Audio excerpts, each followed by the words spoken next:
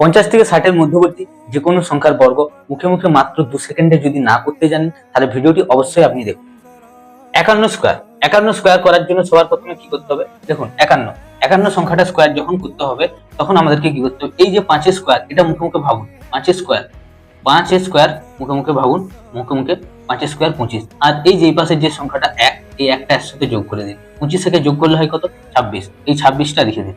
তারপর এই যে 1, এই 1 কে 1 দিয়েই গুণ করুন।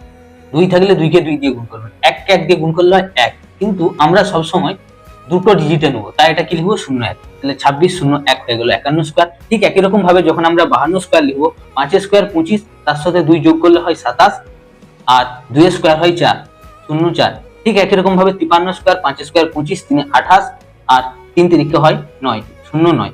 এইভাবে 54, 55 বাকি যে কোনো সংখ্যা স্কয়ার খুব সহজে করতে পারবেন।